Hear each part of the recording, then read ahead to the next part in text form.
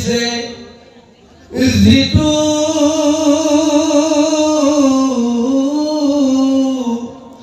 ভকতে তানকে খেপৰব খুহিদ বুলিয়া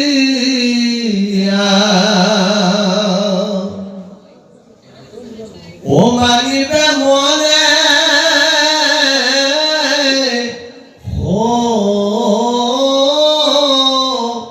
তোতে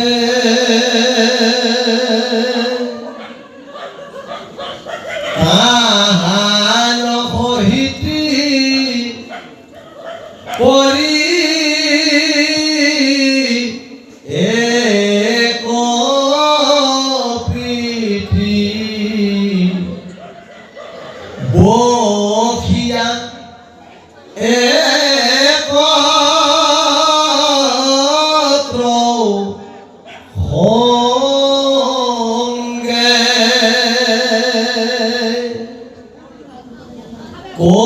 কৰিব আলাপ তেজিব সন্তাপ গাইব হৰি গুণ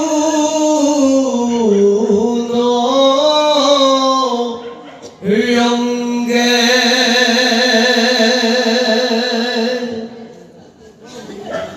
মাধৱৰ জন্ম গুণ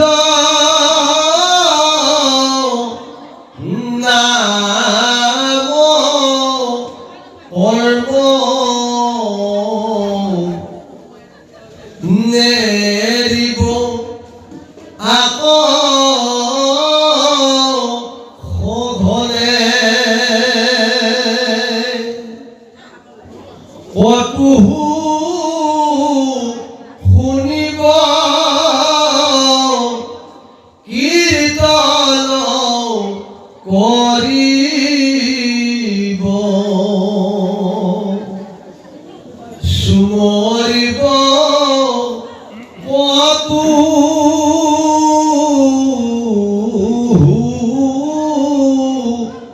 মনে এটা প্ৰবুদ্ধ সিদ্ধ পুৰুষে পুনৰবাৰ ৰজাৰ আগত ব্যক্ত কৰিছে, হে মহাৰাজ, মই আৰু এটা একেবাৰে সহজ পন্থ মই তোমাক প্ৰদান কৰিম, যিটো পন্থ ল'লে ভকতি সাধন নোহোৱাকৈ কেতিয়াও থাকিব নোৱাৰে বা মায়া কৰিবৰ কাৰণে আটাইতকৈ সহজ উপায়টো সেইটোৱেই। যিটো কৰ্ম কৰিবলৈ যাওঁতে এতিয়া তেওঁ এজন প্ৰকৃত ভকতক বিচাৰি উলিয়াবৰ কাৰণে কৈছে, যিজন ভক্ত সদায় কৃষ্ণকে নিজৰ আত্মা বুলি জ্ঞান কৰে আৰু কৃষ্ণকে পৰম সত্য বুলি মানি তেওঁ কৰ্ম ধৰ্ম আচৰণ কৰে, সেইজন ভকতক প্ৰথমতে বিচাৰি উলিয়াবৰ কাৰণে চিনাক্ত কৰিবৰ কাৰণে এটা উপায় দিছে। আৰু সেইজনক চিনি পোৱাৰ লগে লগেই অনতি বিলম্বে তেওঁৰ সংগ লোৱা, তেওঁৰ লগত কথা বতৰা পতা, আৰু তেওঁৰ লগত কথা বতৰা পাতিলে কিহৰ কথা বতৰা হ'ব? কৃষ্ণৰ কথা বতৰাই হ'ব। কৃষ্ণময় ভাৱনাতেই, কৃষ্ণৰ কথা আলোচনাতেই মন বুদ্ধি সমস্তবিলাক শুদ্ধি হৈ যাব। সেইকাৰণে কৈছে, সেই প্ৰভু ভগৱন্তক যদি ঠিক তেনেকৈ ভকতৰ মুখৰ পৰা সেই জ্ঞানটো লাভ কৰিব পৰা যায়, তেতিয়াহ'লে কৰিব কি? যে কৰিব আলাপ তেজিব সন্তাপ গাইব হৰি গুণৰ ৰংগে, তেতিয়া অতি আনন্দ মনেৰে হৰিৰ গুণ গাই মহাৰস তেওঁ পাব পাৰে। এই গুৰু সমস্ত এতিয়া হৰি নাম কীৰ্তন ৰহস্য জ্ঞান ভক্তি এই সমস্ত তত্ত্ববিলাক সাধুৰ মুখেৰে ল'বৰ কাৰণে আমাক উপদেশ দিছে। কিন্তু মহা অহংকাৰীজনৰ মুখৰ পৰা সাধুৰ বা ভগৱন্তৰ গুণানুকীৰ্তন শ্ৰৱণ কৰিবৰ কাৰণে কেতিয়াও উপদেশ দিয়া নাই। কিয় নাই? এজন দুষ্ট প্ৰবৃত্তিৰ বিষয়ী লোকৰ মুখতো কৃষ্ণ নাম, ৰাম নাম হয়তো সদায় ঘোষিত হৈ থাকিব পাৰে, আৰু এজন সাধু সন্তৰ মুখতো সেই একেই হৰি নাম, একেই ঈশ্বৰৰ নাম গুণানুকীৰ্তন হৈ থাকে। কিন্তু দুইজনৰ নামৰ মাজত পাৰ্থক্য আছে। কাৰ জৰিয়তে আপুনি নাম শুনিব, সেইটো নিৰ্ণয় আপুনি যদি সঠিকভাৱে ল'ব পাৰে, তেতিয়া আপোনাৰ উপকাৰ হ'ব। কিন্তু একেই যদি কৃষ্ণৰ নাম লৈ যিকোনো এজন বিষয়ী দুৰ্জনৰ পৰা যদি লয়, তেতিয়াহ'লে সেই নামত কি জড়িত হৈ থাকে যে বিষয়ৰ মল, আশা আকাংক্ষা, দুষ্ট প্ৰকৃতিৰ ভাৱনাবিলাক সেই নামৰ লগত মল হিচাপে জড়িত হৈ থাকে। আৰু সেই নাম যদি সেই বিষয়জনৰ পৰা আমি যদি শ্ৰৱণ কৰিব লগা হয়, ল'ব লগা হয়, সেই নামৰ ক্ৰিয়াই, বিষয়ৰ ক্ৰিয়াই আমাৰ মন ইন্দ্ৰিয়কো এক কলুষিত কৰিব। কিন্তু যিজন শুদ্ধ ভকত, যাৰ মনত বিষয়ে কোনো ভাৱনা নাই, তেওঁৰ হৃদয় হৈ আছে নিৰ্মল, অতি পবিত্ৰ, কোনো কাৰণতে ভগৱন্তৰ পৰা তেওঁ কোনোদিন বিষয়ৰ বাঞ্ছা কৰা নাই, সেইজন ভকতে ভগৱন্তৰ নামত, ভগৱন্তৰ গুণত গদগদ হৈ, ভগৱন্তৰ প্ৰেমত নিমজ্জিত হৈ নিৰ্মল অন্তৰৰ সৈতে যদি নাম লয়, সেই নামৰ নিৰ্মলতাই কোনোজনৰ হৃদয় পৰখি যাব।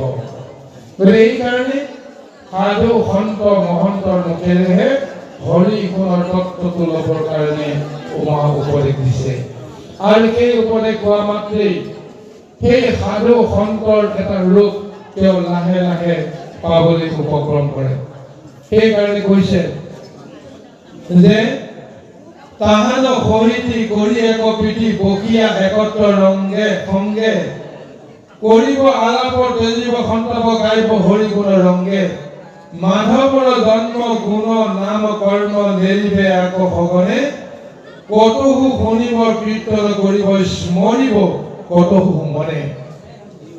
সাধু সন্তৰ মুখৰ পৰা ঈশ্বৰ তত্ত্বটো লাভ কৰিলে সেই ঈশ্বৰ তত্ত্বই আমাৰ দেহত ক্ৰিয়া কৰিব, আৰু তেওঁৰ যিটো গুণ, যিটো ৰস পাইছে, সেই একেটাই গুণ আৰু ৰস আমিও পাবৰ কাৰণে সক্ষম হ'ম। সেইকাৰণে সাধু সন্তৰ মুখেৰে হৰি কথা শুনাটোকে আটাইতকৈ বেছি লাভজনক শুভদায়ক বুলি আমাক মন্তব্য দিছে মহান ভাগৱত কৃষ্ণ। এই রাধা কৃষ্ণর চরিত্র পরম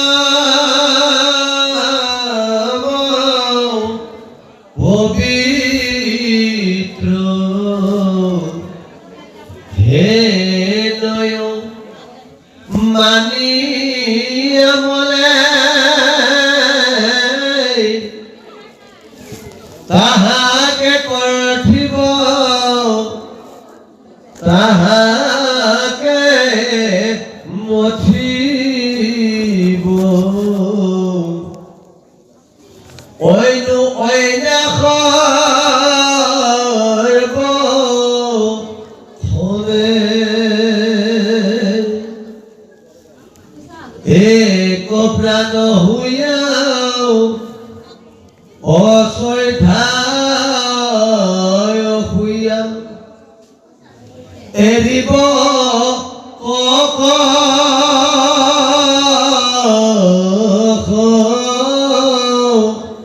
বাদ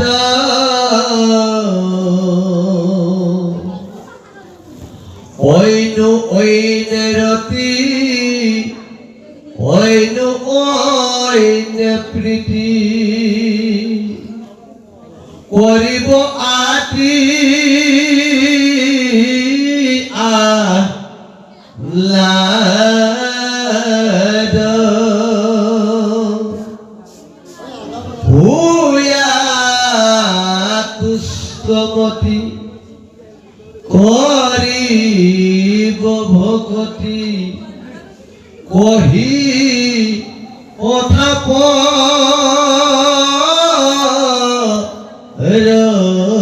ৰস পড়ে তে দেখে সমস্ত দুঃখ হইব অন্ত সুখে সংসাৰ তোৰে এই ৰাম পাছে তমতি কৰন্তে ভকতি ফুলকে মায়ায় ফান্দ শুনিও জীৱতে আপুনি হততে অমিলয় পৰমানন্দ।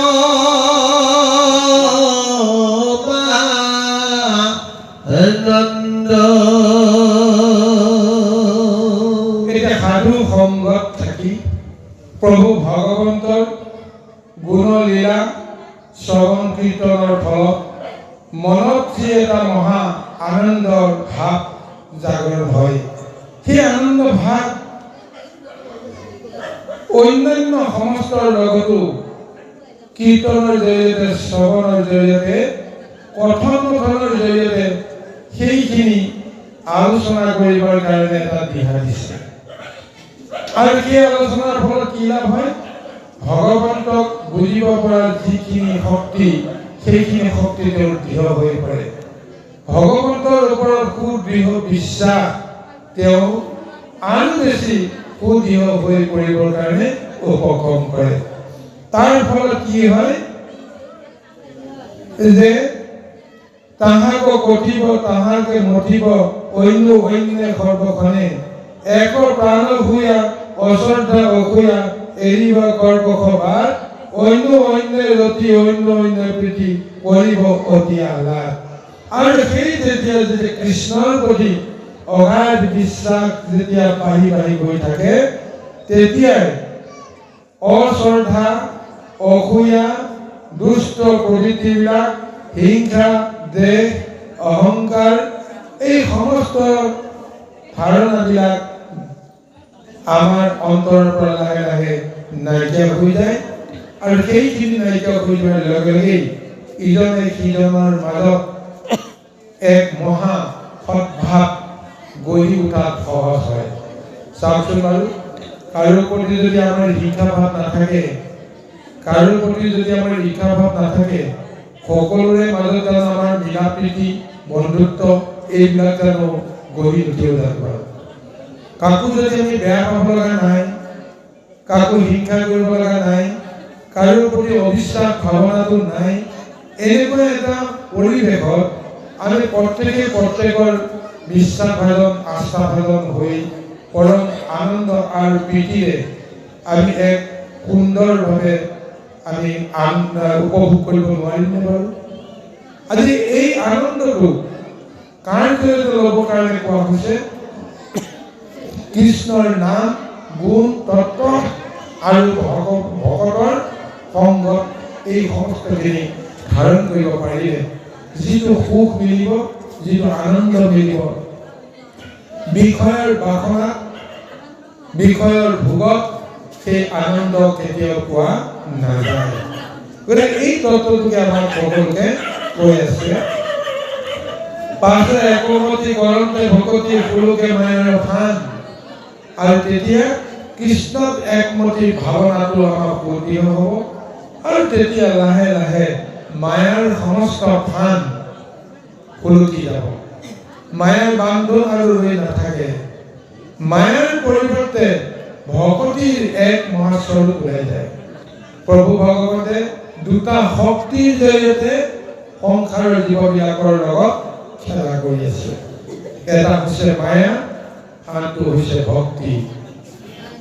যিটো জ্ঞান ব্যাসদেৱক প্ৰথমতেই প্ৰদান কৰিছিল নাৰদৰ উপদেশৰ জৰিয়তে ভগৱন্তক যেতিয়া ধ্যান কৰিছিল, সেই ধ্যানত স্বয়ং প্ৰভু ভগৱন্তে সেই মায়া দৰ্শনটো ব্যাস ঋষিৰ আগত দিছিল।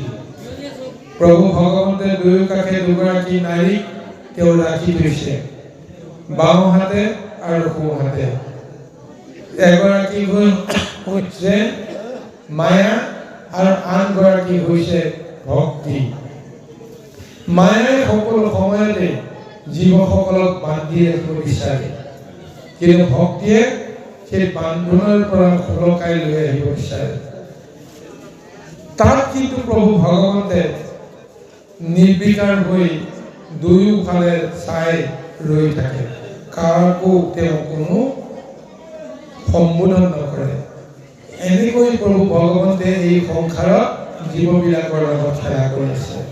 এতিয়া আমি কি কৰিম কি নকৰিম, এইটো শাস্ত্ৰবোৰে যিটো আমাক উপদেশ দিছে, ভাগৱতে যিটো উপদেশ দিছে, সিদ্ধ পুৰুষসকলে যিটো উপদেশ দিছে, সেই উপদেশৰ ভিত্তিতেই আমি আমাৰ কৰ্ম, আমি আমাৰ ধৰ্ম পালন কৰিব লাগিব।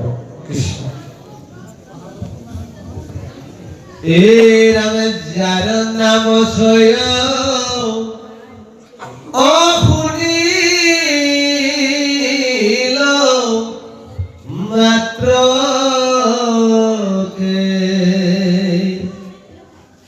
ভুয়ে পাপ রাখি নাখ হেদয় হরিক সুমরিব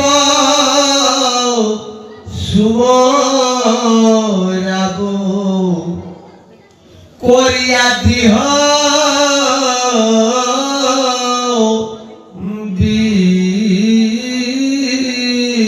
বিশ্বাস এই কান্তে বল বদে এটাকে উপদে পরম প্রেম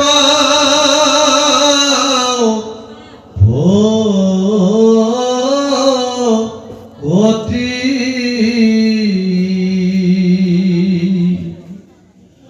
তনু পুলকিত হুয়ে মানসিত আনন্দে আকুল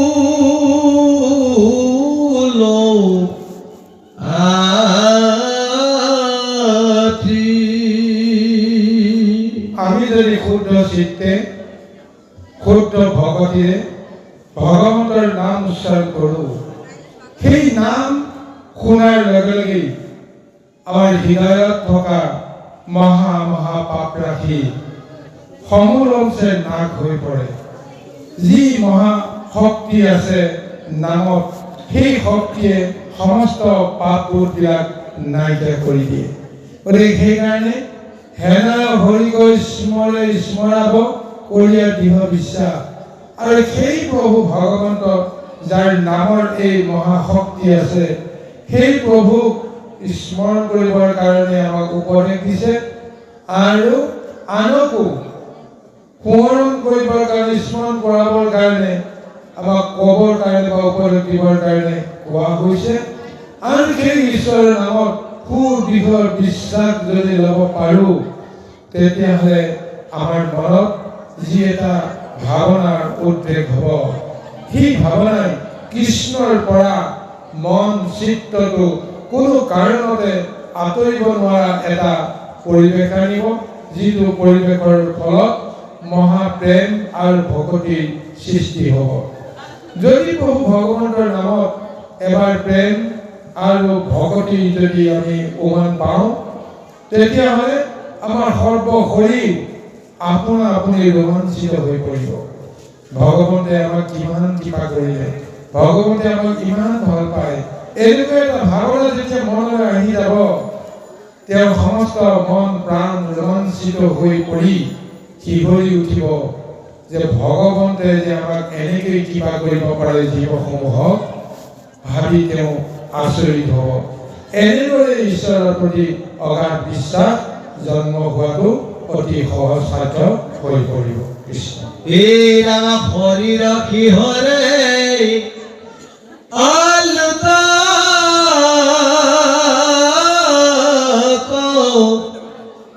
নিগাৰে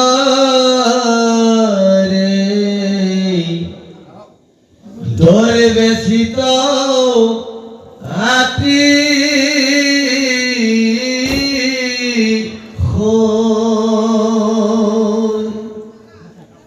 কান্দয় বাগৰি এটা দিন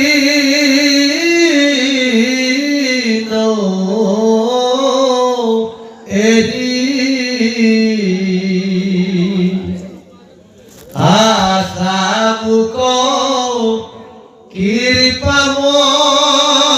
কৃপাময় হুয়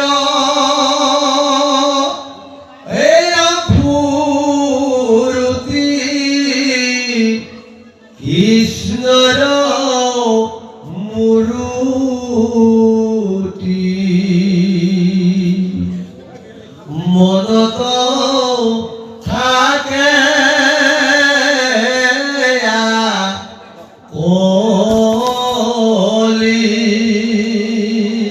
যি সময়তে কৃষ্ণৰ প্ৰতি আমাৰ প্ৰেম ভকতি উদ্ৰেক হ'ব, সেইখিনি সময়তে আমাৰ শৰীৰ মনটো শিহৰি উঠিবই। আপোনা আপুনি আমাৰ চকুৰ পৰা চকুলো বৈ পৰিব আৰু সমস্ত চিত্ৰ যেনেকৈ আনন্দত দ্ৰৱীভূত হৈ যাব। আৰু সেই সময়ত ঈশ্বৰৰ কৃপা সোঁৱৰণ কৰি কৰি আমি কান্দি কান্দি হয়তো পাগৰি প্ৰভু ভগৱন্তকে আমি স্মৰণ কৰিম। আৰু সেই কান্দোনতো প্ৰভু ভগৱন্তৰ মহা কৃপা আমি লাভ কৰিব পাৰিম। সেই কান্দোন কেতিয়াও বিষয়ৰ কান্দোন হ'ব নোৱাৰে, সেয়া দুখৰ কান্দোন হ'ব নোৱাৰে। এটা প্ৰাণ চঞ্চল এক শুদ্ধ ভাৱনাৰে মহাভকতি এক পৰিৱেশত সেইটো শিহৰণ আহিব, সেইটো কান্দোন আহিব। ঈশ্বৰৰ নামত যদি আমি তেনেকুৱা এটোপাল চকুলো যদি ধুৱাই তুলিব পাৰোঁ, তেতিয়া আমাৰ মন পবিত্ৰ হৈ পৰে। চকুলোৰে জৰিয়তে মনৰ ভিতৰত থকা বিষাদৰ সমস্ত মল আঁতৰি গুচি যাব। গতিকে সেই আনন্দত, সেই কান্দোনতো এক মহা আনন্দৰ ৰূপ ৰেখা আমি লাভ কৰিব পাৰোঁ। এনেদৰে ভকতিৰ মহা স্বৰূপটো আমি উপলব্ধি কৰিব পাৰোঁ। কৃষ্ণ এই ৰাম সিন্ধৈ মায়া ফান যাও ঐ উপজয় আনন্দ ও তু হাকৈ হলি কতু হুই উৎসুকি হরি বুলি উকি দিয়া গোবিন্দ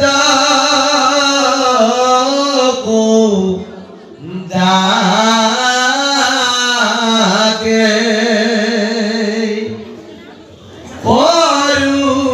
জুৰ হাত হে প্ৰাণনাথ কৰিও কৃপা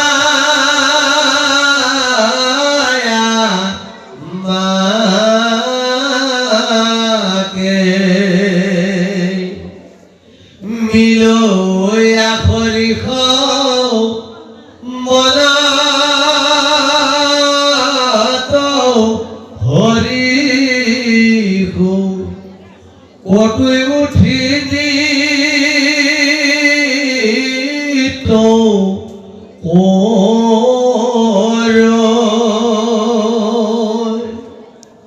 ফুৰৈ হুমি হুমি কৈ যাইবা তুমি সম্পত্তি আছে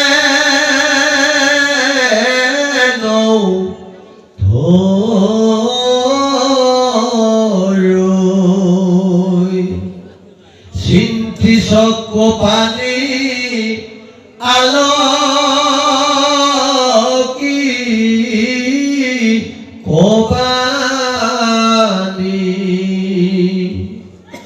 বুলয় কতু কজা শ্রিত যি সময়ত আমাৰ কৃষ্ণৰ প্ৰতি প্ৰেম ভক্তি জাগৰণ হ'ব সেই সময়তে আমি কৃষ্ণক বুজিবৰ কাৰণে প্ৰযত্ন কৰিম কৃষ্ণ লীলা কৰিবলৈ আহোঁতে তেওঁ কিখিনি লীলা কৰিলে তেওঁ কিমান দুখ আৰু কষ্ট বেদনা সহ্য কৰি কৰি সেই কৰ্মখিনি কৰিবলৈ যেতিয়া তেওঁ লীলা কৰিছিল সেই সমস্ত কথা মনত পৰাৰ লগে লগেই কৃষ্ণই কিমান দুখ এই সংসাৰত তেওঁ পাব লগা হৈছিল সেইখিনি কথা ভকতে অনুভৱ কৰিব লগা হয় সেই দুখ সহ্য কৰিও তেওঁ যে আনন্দ বিলাবৰ কাৰণে যে সদায় প্ৰযত্ন কৰি আছিল এই কথাবিলাক কীৰ্তনৰ মনলৈ যেতিয়া আহিব তেতিয়া সেই কৃষ্ণৰ ৰূপটো মনত ধ্যাই কান্দি কান্দি তেওঁলোক বাউলি হৈ পৰিব আৰু কেতিয়াবা সেই কৃষ্ণৰ গুণখিনি লৈ স্মৰণ কৰি কৰি নাচোতে বাগোতে গাওঁতে আত্মহাৰা হওঁতে এই সংসাৰৰ বান্ধোনৰ পৰা তেওঁলোক মুক্ত হৈ পৰে সংসাৰ আছে নে নাই পাহৰি যায় নিজৰ লগত মায়াময় এটা পাৰ্থিৱ দেহ আছে নে নাই এই কথাও পাহৰি যায় কেৱল জীৱাত্মাৰ জৰিয়তে মৰাত্মাৰ জৰিয়তে ভগৱন্তক যেনেকৈ বুজিছে জানিছে সেইখিনিকে কেন্দ্ৰ কৰি যি ইচ্ছা যি ভাৱনা উদ্ৰেক হয় সেইখিনিকে কৰিবলৈ যাওঁতে লাজ মান অভিমান সমস্তবিলাক তেওঁ পাহৰি পেলায় কৃষ্ণই যেতিয়া কান্দে সেই ৰূপ এটা যেতিয়া তেওঁ দেখিব তেতিয়া তেওঁ কান্দিব কৃষ্ণই যেতিয়া হাঁহিব যিটো লীলাত তেওঁ হাঁহিছে সেইটো স্মৰণ কৰাৰ লগে লগে তেওঁ হাঁহিব কৃষ্ণই যেতিয়া নাচিব সেই নাচৰ আনন্দখিনি উপভোগ কৰিলে তেওঁ নিজেও নাচে অৰ্থাৎ সেই কৃষ্ণৰ প্ৰেমত বলীয়া হৈ জগতৰ লগত সম্বন্ধ ছেদ কৰি তেওঁ সেই কৃষ্ণময় ভাৱনাত যি আচৰণ কৰে সেই আচৰণ যে প্ৰমাণ হৈ যায় তেওঁ প্ৰকৃতিৰ লগত সম্বন্ধ নাইকিয়া হৈ গৈছে আৰু সেইমতে প্ৰভু ভগৱন্তৰ প্ৰেম আৰু ভক্তিত আসক্ত হৈ পৰে আৰু সেইজনে এই সংসাৰৰ মায়াৰ বন্ধনৰ পৰা মুক্ত হৈ পৰিব পাৰে এই দৰ্শনকে এতিয়া ভাগৱতে বাৰে বাৰে প্ৰদান কৰিছে এরা কত প্রেম ভাবে অনাম গুণ গায় গোবিন্দ তদিয়াসিত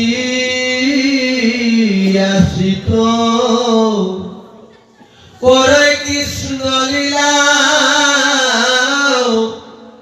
জীবনে শুনিলা ও পুতনা রস্ত প্রাণ ধরি চক্রবাত পালয় শিলাত বকু কর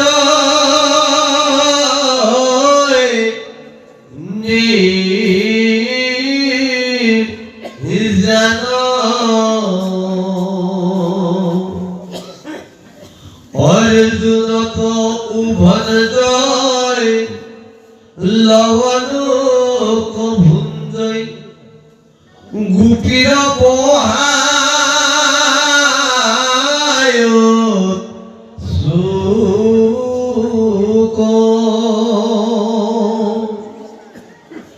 এই জগতে কয় ফুর করয় মহিমুর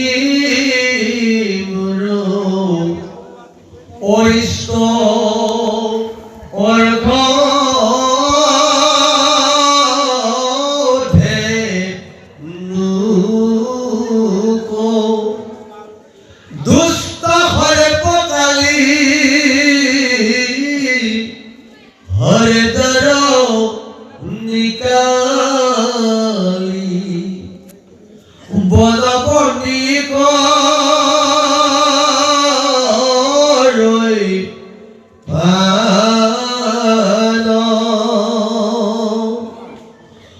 কটু লীলা কৰি অগুবাৰ ধ্বজা ধৰি গোকুলক কৰ প্ৰাণ। এটা কৃষ্ণৰ প্ৰেমত যিসকলে আত্মহাৰা হৈ যায় সেইসকলে কৃষ্ণই কি লীলা কৰে সেইবিলাক কথা কুঁৱৰী কুঁৱৰী তেওঁলোকেও এক প্ৰকাৰ এই সংসাৰৰ পৰা যেন তেওঁলোকৰ সম্বন্ধ নাইকিয়া হৈ গৈছে, কেৱল কৃষ্ণময় ভাৱনাতে যেন লিপ্ত হৈ যায়। সেইকাৰণে কৃষ্ণৰ প্ৰতিটো লীলা সোঁৱৰণ কৰি কৰি তেওঁলোকে আপ্লুত হৈ পৰে। যেতিয়া চিন্তা কৰে মনলৈ যেতিয়া তেওঁলোকে আহে সেই কৃষ্ণই 3 দিনৰ দিনাখনেই পুতনাক বধ কৰিছিল। বিষ পান কৰাই পুতনাই দেখে দেখে শিশু হত্যা কৰি পৰিছিল আৰু সেই পুতনাই কৃষ্ণৰ ওচৰলৈ যাওঁতে কৃষ্ণকো সেই বিষ পান দিছিল। কিন্তু জগতৰ স্বামী প্ৰভু ভগৱন্তে কি লীলা কৰি মহাৰাক্ষসী পুতনাকো স্তনপান কৰোৱাৰ চলেৰে তেওঁ মৃত্যুদণ্ড দিয়াৰ জৰিয়তে তেওঁক মহামুক্তি প্ৰদান কৰিলে। ভগৱন্তৰ হাতত ভগৱন্তৰ স্পৰ্শত যাৰ মৃত্যু হয় সেয়া আচলতে মৃত্যু নহয়, সেয়া মুক্তি। কি মহাপুণ্য কৰিছিল পুতনা, যাৰ ফলত আজি কৃষ্ণই তেওঁক আজি এনেকৈ লীলা কৰি তেওঁক মহামুক্তি প্ৰদান কৰিলে। এইবিলাক কথা সেই প্ৰেম ভকতি নিমজ্জিত থকাজনৰ মনলৈ আহাৰ লগে লগেই কৃষ্ণময় ভাৱনাত তেওঁ মত্ত হৈ পৰে আৰু লগতে অন্যান্য বিলাক লীলা তেওঁ কৰিছিল। 3 মাহ বয়সত চক্ৰবাত অসুৰে তেওঁক উৰুৱাই লৈ গৈছিল আকাশী পথেৰে আৰু আকাশতে তাক মাৰিবৰ কাৰণে প্ৰযত্ন কৰিছিল। কিন্তু স্বয়ং প্ৰভু ভগৱন্তে প্ৰথমতে তেওঁ সাধাৰণ এটা শক্তি লৈ কুলাৰ দৰে পাতল এটা ওজন লৈ সেই চক্ৰবাত অসুৰৰ ডিঙিত ওলমি গৈ আছিল আকাশী পথেৰে আৰু যেতিয়াই তেওঁ ইচ্ছা কৰিলে যে এই আকাশতে ইয়াক মাৰি পেলাম, তেতিয়া তেওঁ জগতৰ ভাৰ তেওঁ আকাশতে তেওঁ বহন কৰিলে। সেই ভাৰ কোনে সহ্য কৰিব লগা হৈছিল, বহন কৰিব লগা হৈছিল চক্ৰবাত অসুৰে। যেতিয়া তেওঁ সেই ভাৰটো বহন কৰিব নোৱাৰি উচ্পিচাই আছিল, সৰ্বশেষত নিজে চিন্তা কৰিলে এইটো কি বস্তু যাক এতিয়া মই টানিব নোৱাৰা হৈছো, গতিকে ইয়াক টানিটো মই লৈ যাব নোৱাৰিম। সেইকাৰণে আচাৰ বিচাৰ কৰি তাক পেলাই দিবলৈ যত্ন কৰোঁতে জোৰ কৰি ডিঙিত সাৱটি ধৰাৰ চলেৰে কৃষ্ণই তাৰ গলত চেপা মাৰি পেলালে। এই কাহিনীটো যাৰ মনত পৰে সেইসকলৰ অন্তৰটো সেই প্ৰভু ভগৱন্তৰ ঐশ্বৰিক লীলাৰ কথা যেতিয়া মনলৈ আহিব লগে লগে কৃষ্ণময় ভাৱনাত ভক্তিত থতথত হৈ পৰে।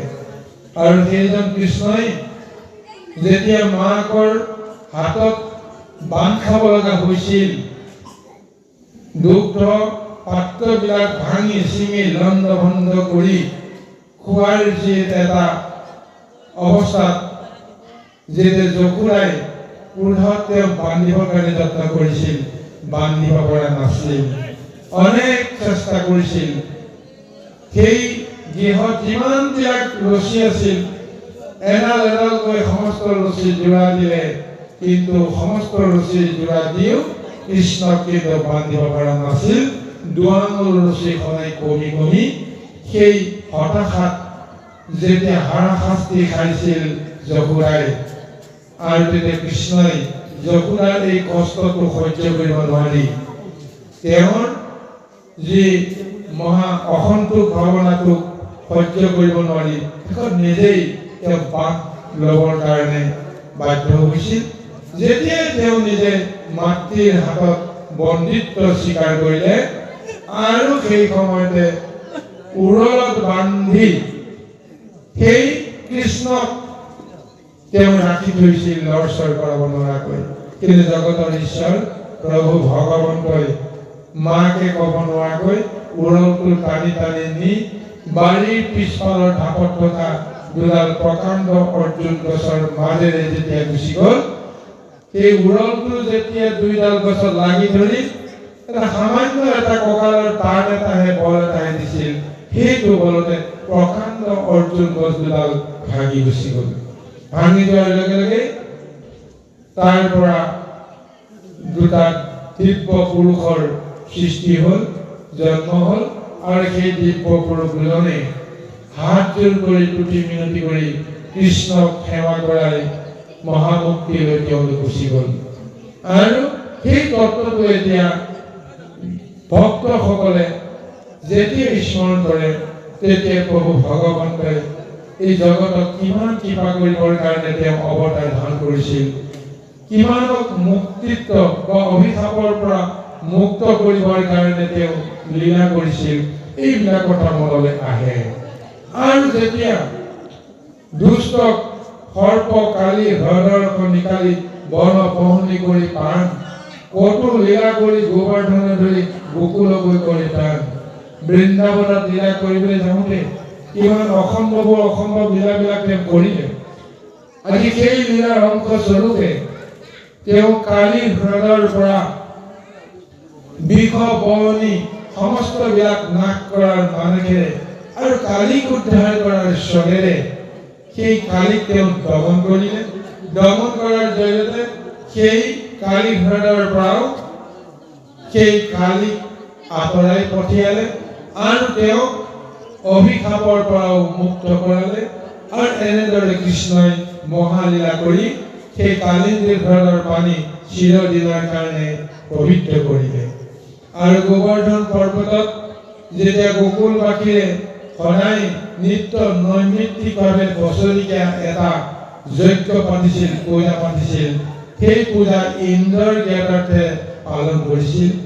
কৃষ্ণই সেই গোবৰ্ধন পৰ্বতত ইন্দ্ৰক পূজা কৰাৰ পৰিৱৰ্তে গোবৰ্ধন পৰ্বতকে পূজা কৰিব লাগে বুলি যি জ্ঞান দিছিল, ধাৰণা দিছিল, সেই ধাৰণাতে মত্ত হৈ যেতিয়া সেই গোকুলবাসীয়ে গোবৰ্ধন দেৱতাক পূজা দিছিল আৰু সেই গোবৰ্ধন দেৱতা হৈ নিজেই কৃষ্ণই সেই যজ্ঞৰ পূজা তেওঁ খাইছিল। এইবিলাক কথা মনত পৰাৰ লগে লগে সমস্তৰে গাৰ নোম এক প্ৰকাৰ শিহৰি উঠে। আৰু সেই গোবৰ্ধন দেৱতাক পূজা দিয়াৰ কাৰণত ইন্দ্ৰ অসন্তুষ্ট হৈ সমস্ত গোকুলবাসীক বা বৃন্দাবন এই গোবৰ্ধনবাসীক এক মহা শাস্তি দিবৰ কাৰণে তেওঁ যেতিয়া 7 দিন 7 ৰাতি অহৰহ বৃষ্টিপাত কৰিলে আৰু সেই বৃষ্টিপাতৰ প্ৰবল ঢৌৱে সমস্তকে এফালৰ পৰা গ্ৰাস কৰি আহিবলৈ ধৰিলে, তেতিয়া উপায়ন্তৰ হৈ কৃষ্ণৰ চৰণৰ শৰণাপন্ন হ'ল। আৰু যেতিয়া কৃষ্ণই কি কৰিলে, মহালীলাৰে তেওঁ গোবৰ্ধন পৰ্বতক এখন হাতেৰে উভালি লৈ সেই গোবৰ্ধন পৰ্বতক উভতাই তেওঁ কেৰা আঙুলিটোৰ ওপৰত সেই গোবৰ্ধন পৰ্বতক ধাৰণ কৰি 7 দিন 7 ৰাতি সেই গোবৰ্ধন পৰ্বতৰ ছত্ৰৰ তলত সমস্ত নৰ নাৰী আৰু জীৱ জন্তু সমস্তক মহা কৃপা কৰি ৰক্ষা কৰিলে। আৰু তাৰপিছত ইন্দ্ৰই যেতিয়া সমস্ত বল শক্তি প্ৰয়োগ কৰিও গোবৰ্ধন পৰ্বতক কৃষ্ণৰ আঙুলি মূৰৰ পৰা হিলাব নোৱাৰিলে, গোবৰ্ধনবাসীৰ এটা জীৱ জন্তুকো অকণমানো নষ্ট কৰিবলৈ নোৱাৰিলে, তেতিয়া সেই ইন্দ্ৰই নিজৰ সমস্ত শক্তি প্ৰয়োগ কৰাৰ পিছত যেতিয়া তেওঁ পৰাজিত হ'ল, লগে লগে এই আত্মগ্লানিত তেওঁ নিজকে এটা চিন্তা কৰিলে যে মই এই সন্ধিখনত এতিয়া মই কেনেকৈ এই কৃষ্ণক মই সন্তুষ্ট কৰাম, যাৰ ফলত তেওঁ নিজেই সেই বৃন্দাবনলৈ আহি কৃষ্ণৰ চৰণত শৰণাপন্ন হোৱাৰ পিছত স্বৰ্গৰ অৰ্ধ ৰাজ্য কৃষ্ণক দান দিবৰ কাৰণে তেওঁ প্ৰতিশ্ৰুতিবদ্ধ হ'ব লগা হ'ল। যাৰ ফলত সেই ইন্দ্ৰই কৃষ্ণক এটা নাম দিছিল, সেই নামটো হৈছে গোবিন্দ। আৰু এনেকুৱা যিবিলাক কৃষ্ণৰ লীলা, এই সমস্ত লীলাবিলাক ভকতৰ মনলৈকে যেতিয়া আহিব, কোনো কাৰণতে সেই ভকতে কৃষ্ণময় ভাৱনাৰ পৰা পৰিত্ৰাণ নাপায়। তেওঁৰ নাম গুণ গাই কৃষ্ণই যেতিয়া হাঁহিব তেওঁ হাঁহিব, কৃষ্ণই যেতিয়া কান্দিব তেওঁ কান্দিব, কৃষ্ণই যেতিয়া নাচিব তেওঁ নাচিব। এক প্ৰকাৰ পুতলাৰ দৰে তেওঁ পুতলা নাচৰ সেই গৰাকীজনে যেনেকৈ নচুৱাবৰ কাৰণে যত্ন কৰে, তেনেকৈ যেন নাচিবৰ কাৰণে বাধ্য হয়, এনেকুৱা আচৰণ কৰি এক কৃষ্ণময় ভাৱনাত মত্ত হৈ পৰিবৰ কাৰণে উপক্ৰম হৈ পৰে। কৃষ্ণ দন্ত কয় ভাৰী কুব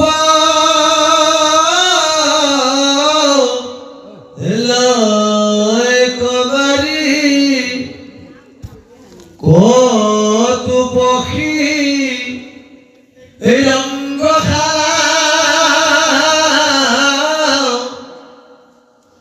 কান্ধে হস্তিদান্ত লোক দেখান্ত যেন গোপাল লীলা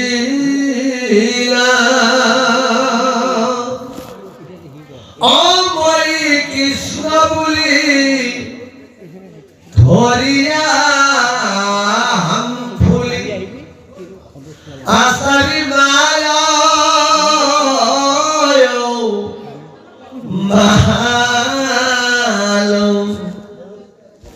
হন্তা কলরিয়া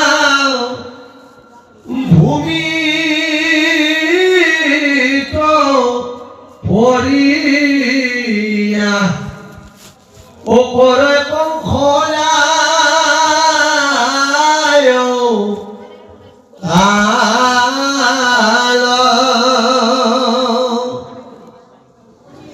মারিলা বৈয়ক দেখায়া লোকক কটুনা হয় না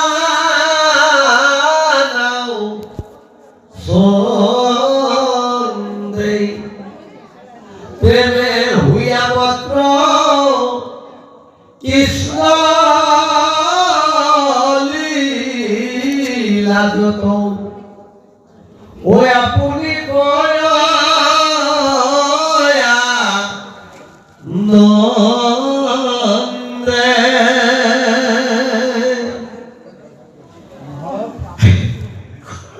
কৃষ্ণ কি হল? জয় কৃষ্ণ। আপোনাৰ কথা এটা মানে বুজিব খুজিছোঁ। বাৰু আহকচোন বাৰু। মানে আমাৰ তাতে মানে নামঘৰত হয়, আজি আপুনি যেনেকৈ ব্যাখ্যা কৰি আছে, তদুপ তেনেদৰে এজন ব্যাখ্যাকাৰীয়ে কথা এটা কৈছিল যে যাৰ ঘৰত নেকি ডেইলি গীতা পাঠ হয় সদায়, তাৰ ঘৰত কোনোদিনো হাই কাজিয়া নহয়। নিশ্চয় কৰোঁ, হাই কাজিয়া নহয়। কিন্তু নামঘৰত বৰ ধুনীয়াকৈ ব্যাখ্যা কৰি গ'ল। এতিয়াতো প্ৰত্যেক দিনে অৱশ্যে দেখা পাওঁ, শুনিছোঁ, ডেইলি তেওঁ অৱশ্যে গীতা পাঠ কৰে, তেওঁৱে কৰে নিজে। আৰু ৰাতি হ'লে একদম বিৰাট টাঙনা টাঙনি কাজিয়া। জয় কৃষ্ণ। কথাটো বুজিবৰ কাৰণে অলপমান জয় কৃষ্ণ, জয় কৃষ্ণ। এতিয়া কথা হৈছে বহু উপদেশত গৈ আৰতি ভাল কৰিছে, আমাৰ এটা মাত্ৰ বচন আছে। গতিকে এই বচনটো সাৰথি কৰি আমি কৰ্মখিনি কৰিব পাৰিলে ভাল। গতিকে সেইকাৰণে আজি নৱ সিদ্ধ সংবাদৰ মাজতে এটা কথা কিন্তু কৈ গৈছে, যিজনৰ গুৰু হোৱাৰ তেওঁৰ যদি এটা ইচ্ছা আছে বা গুৰুৰূপে কাৰোবাক উপদেশ দিবৰ কাৰণে যদি কাৰোবাৰ এটা বাসনা আছে, তেওঁ কিন্তু পণ্ডিত হ'ব লাগিব দেই। পণ্ডিত হোৱা মানে এইটো কথা নহয় যে তেওঁ নিজৰ জ্ঞানৰ ওচৰতখিনি আনৰ আগত কৈ তেওঁ জাহিৰ কৰিব, সেইটো পণ্ডিতালি বুলি কোৱা হয়। কিন্তু পণ্ডিতালি আৰু পণ্ডিতৰ মাজত পাৰ্থক্য আছে। পণ্ডিতালি হৈছে অহংকাৰৰ এটা ৰূপ, আৰু পণ্ডিতটো হৈছে এটা সুস্থিৰ ভাৱনা। যোনে যেনেকৈ যি প্ৰশ্ন সোধে সেই প্ৰশ্নৰ যথাযথ উত্তৰ দিব পৰা ক্ষমতা যাৰ আছে সেইজনকে কোৱা হৈছে পণ্ডিত। আৰু সেইজনেই আনক উপদেশ দিব পৰা গুণটো তেওঁ ধাৰণ কৰিব পাৰে। কাৰণ যিজনে আনক উপদেশ দিয়ে সেইজনে সেই উপদেশৰ সমস্ত তত্ত্বটো তেওঁ দিব পাৰে, আৰু তেওঁ সেই উপদেশৰ মতে নিজেও কৰ্মখিনি কৰিব পাৰে। এতিয়া কথা হৈছে লোকসকল, আমি অল্পবিদ্যা ভয়ংকৰী বুলি কোৱা কথা এটা আছে। নিজৰ ইন্দ্ৰিয়ক দমন কৰিব পৰা নাই, নিজৰ ইন্দ্ৰিয়ৰ আসক্তিখিনিক তেওঁ এতিয়াও সদায় সেই আসক্তি পূৰণৰ কাৰণে বাঞ্ছা কৰি থাকে। অথচ লোককে দেখুৱাই যদি তেওঁ মহাভকত বুলি, মহাগুণী জ্ঞানী বুলি যদি কৈ এই তত্ত্ব জ্ঞানখিনি দিয়ে, তেতিয়াহ'লে সেই জ্ঞানৰ মাজত তেওঁ নিজকে হেৰুৱাই পেলাব।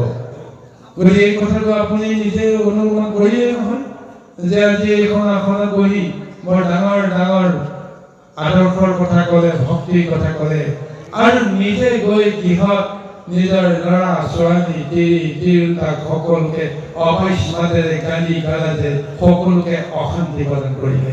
এতিয়া কি হ'ল? যি উপদেশ তেওঁ আনক দিলে সেই উপদেশটো গ্ৰহণ কৰিব পৰা জোখাৰে কোনোবা জানো তেওঁক মান্যতা দিব? নিদিয়ে। গতিকে আপুনি যে প্ৰশ্নটো কৰিলে কাৰণটো কি? যে আপুনি তেওঁৰ সেই যিটো উপদেশ সেই উপদেশটো আপুনি মানিব পৰা নাই, হয়নে নহয়?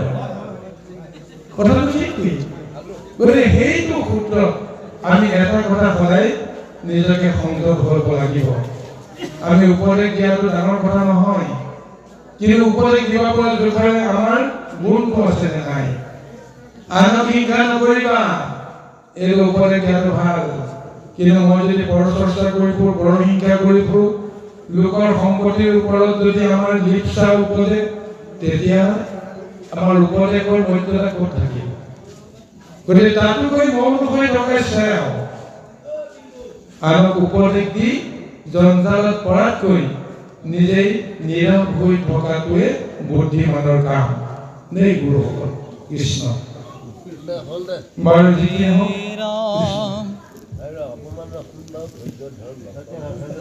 বাৰ্ষিক গুৰু সমস্ত আই মাতৃ সমস্ত সকলোৰে ওচৰত আমি বিনম্ৰতাৰে আবেদন জনাব বিচাৰোঁ। ৰাতি যিমান গভীৰ হৈ আহিল, পৰিৱেশো সিমান এক গহীন এটা ৰূপ ল'বলৈ গৈ আছে। বাৰু যি নহওক, আমি আপোনালোকৰ মাজৰ পৰা আমি বিৰতি বিচৰাৰ স্থলেৰে মেলানি মাগিবৰ কাৰণে আমি বাঞ্ছা কৰিছোঁ। গোটেই দিনটো তিনি ঠাইত আমি ভ্ৰমণ কৰিব লগা হৈছে, আৰু আজিতো আপোনালোকৰ মাজলৈকে আহিব পাৰি এনেকুৱা এটা ধাৰণা ৰাতিপুৱালৈকে আমি ল'ব পৰা নাছিলোঁ। তথাপিও ভগৱন্তৰ ইচ্ছা, আমাৰ দুজনমান ভকতৰ এটা আকাংক্ষা আমি যেতিয়া পালোঁ, আমি যেনেকেই নহওক বহু দূৰৰ পৰা পাঠ কৰি পাই গ'লেও শেহতীয়াকৈ হ'লেও আপোনালোকৰ ওচৰলৈকে আমি অহাৰ সুযোগকণ প্ৰভু ভগৱানে আমাক দিলে। সেইখিনিকে আমি যথেষ্ট বুলি জ্ঞান কৰি আপোনালোকৰ মাজৰ পৰা আমি মেলানি মাগিব যত্ন কৰি, আৰু অহাকালি ৰাতিপুৱাৰ পৰাই আমি আৰু কেইবা ঠাই কৰিলোঁ। অহাকালি দিনটোতো আমি আপোনালোকৰ দৰে গুৰু ভকতৰ সংগ নিশ্চয় দিব লাগিব। তাৰ কাৰণে দেহা থাকিলে বোলে বেহা। গতিকে সেইটো কাৰণতে আমিও নিজকে অকণমান হ'লেও বিৰতিৰ স্থলেৰে অকণমান জিৰণি বিচাৰিবৰ কাৰণে আমি চিন্তা কৰিছোঁ। আপোনালোকে যেন আমাক মৰ্যাদা কৰে।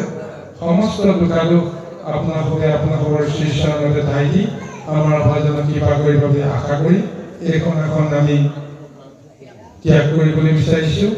আৰু এইখন আসনলৈ আমাৰ কোনোবা এজন পাঠগুৰু যদি আহে, তেতিয়াহ'লে সেই পাঠগুৰুৰ জৰিয়তেই আজি আমাৰ যি মহাভাগৱতৰ যি আনুষ্ঠানিকতা ৰক্ষা কৰাৰ স্বাৰ্থত যিটো প্ৰথম হ'ব, সেইখিনিকে লৈ আপোনাসকলে যেন আজি ভক্তিৰ ৰসত নিমজ্জিত হোৱাৰ কাৰণে চিন্তা কৰে তাকে আমি কামনা কৰিছোঁ। কৃষ্ণ কৃষ্ণ। সেইটোৱে একেটাই কথা হ'ব আমি কৈ নিদিওঁ তেখেতসকলে ক'ব ন আহিছে ন হে ৰাম হে কৃষ্ণ প্ৰাণ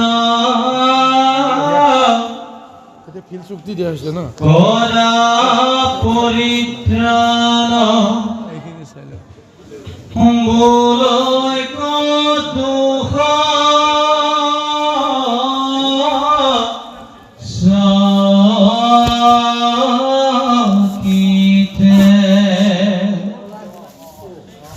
ভকতি প্ৰভুৰ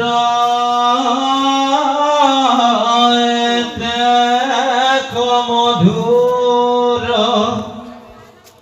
আবেগে জানি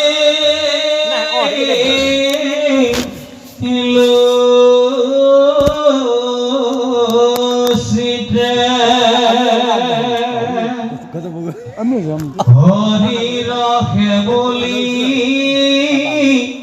কৃষ্ণ বুলি মজে মনজি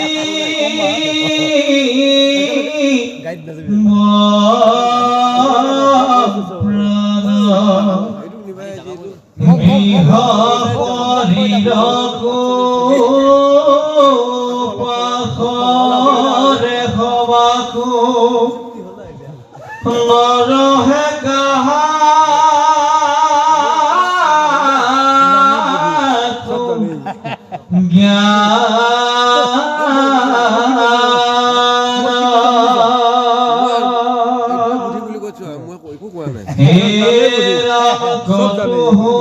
মূৰ্তি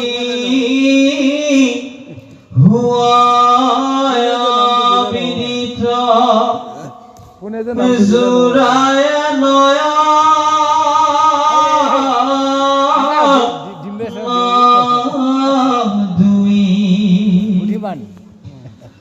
পুলকিত কায়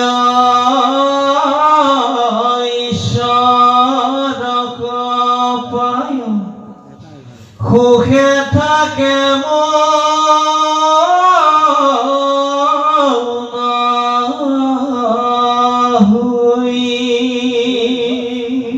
হে ৰামানন্দতে মই জহি দয়া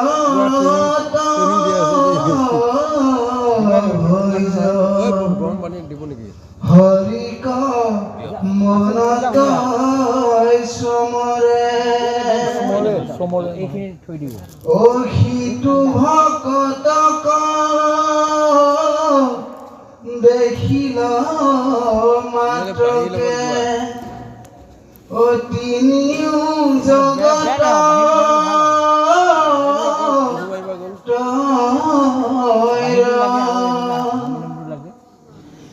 এৰাম যত দি হবাস বিষয় বিলাস দেখিতে সমস্তকে মিছা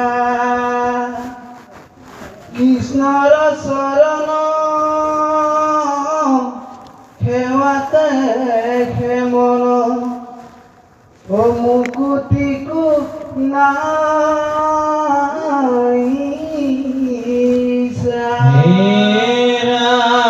ৰাম শুনিয়া নিপতি কৃষ্ণ ভকতি কৰন্তে পৰ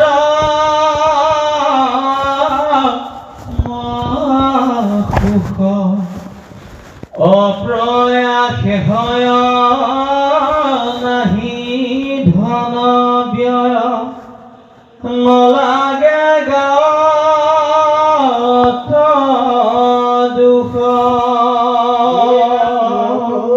পৱন চিন্তাই কৰ্ম বন্ধ পুৰুষে নাজানে পিছফালেহে মাত দিম নাৰায়ণ পৰ হুৱে যিটো নৰ অসুখৰে তয় মায়াক সংসাৰ তাৰণ কৃষ্ণ আমাৰ বিয়া খবৰ ক'ত গ'ল? শৰণ শৰণ পখিও কোনোফালে গ'ল নেকি? হেৰি বেনু গ'ল?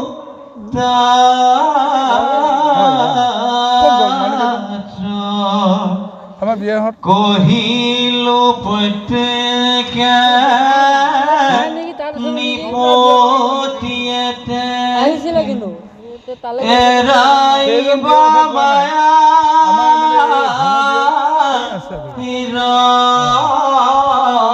হাত হে ৰাম যেন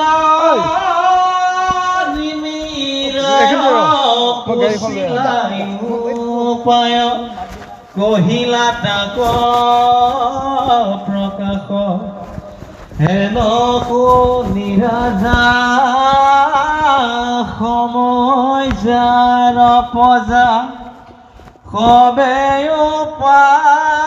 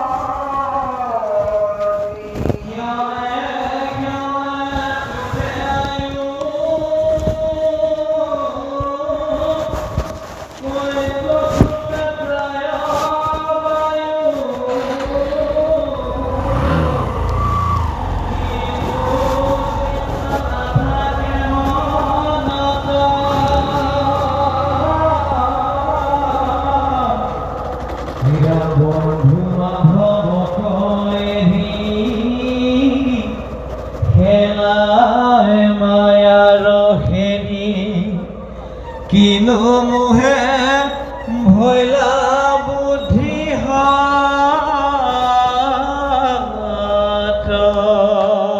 ৰামনন্তকে ধৰিলে পৰা জানি আছে তন ধৰা চাৰা চাৰ বিষয় ধান তাৰমানে ক'ৰবাত পলাইছিল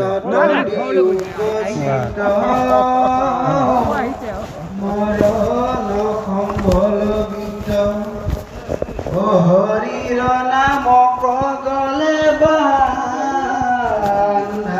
হে ৰাম মিছাই তো নাটক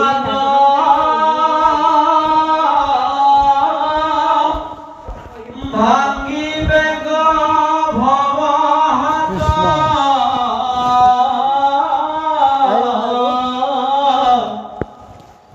নিবে কালে ক্ষণে কেশ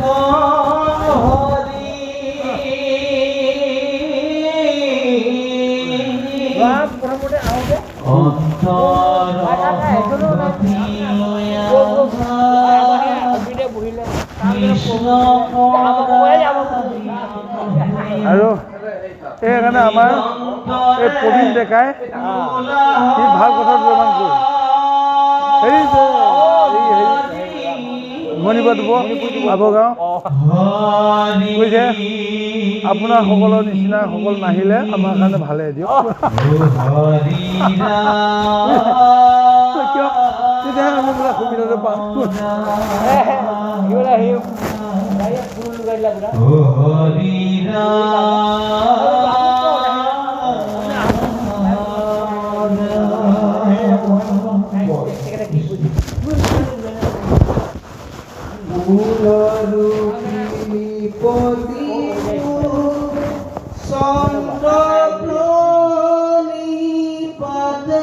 তাৰমানে কি ক'ম আৰু নিমন্ত্ৰণ নাথাকিলেও চাপ মাৰে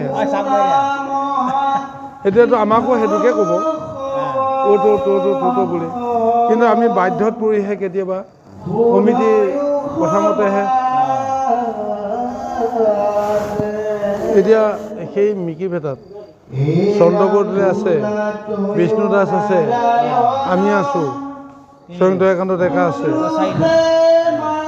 এতিয়া আমি তাৰ মাজত যিটো মানে আমাক মানে হেৰি কৰিছে মানে সেইখিনিতে মানে বহুখিনি কথা আহি যায় আৰু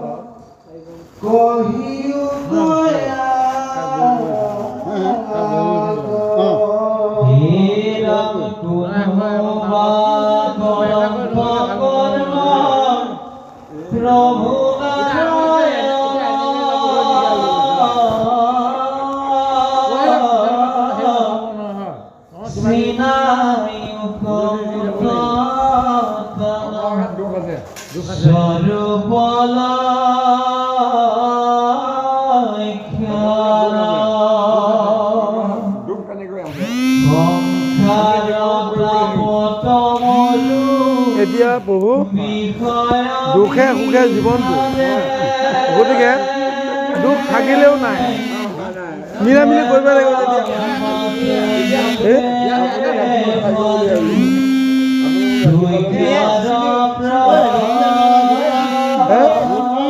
নালাগে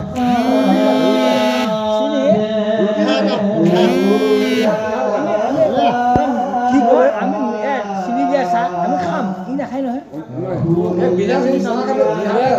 নালাগে চাহ বনাই থাকিব নালাগে এক্সট্ৰাকৈ বনাব নালাগে আমাৰ গৰম পানী আছে আপোনালোকে গৰম পানী নিদিব বুলিয়ে আমি লৈ আহিছিলোঁ কিন্তু আপোনালোকৰ গৰম পানীখিনি আমাক লাগে যে হে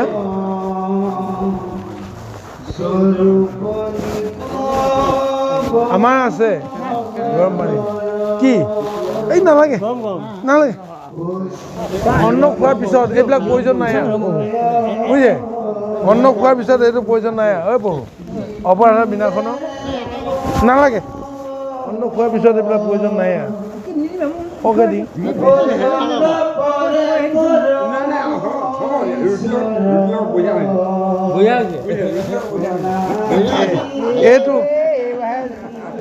এইটো কি কাৰণে ল'লো গম পাইছে নালাগে নালাগে হৈ গ'ল মই অলপ অন্ন অলপ বেছিকৈ খালোঁ নহয় বেলেগত নাখাই ইয়াতে খাম বুলি আহিছোঁ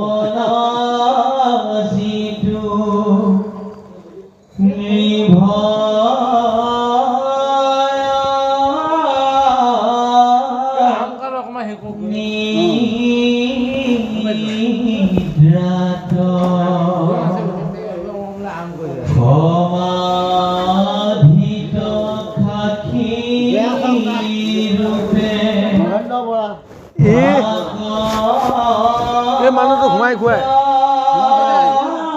ভাত খোৱাৰ পিছত ই শুইয়ে থাকে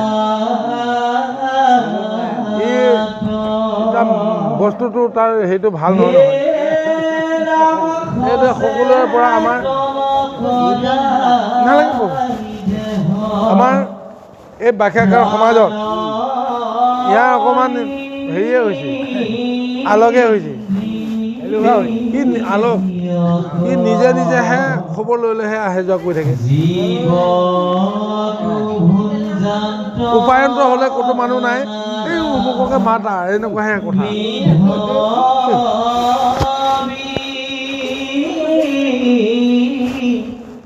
Oh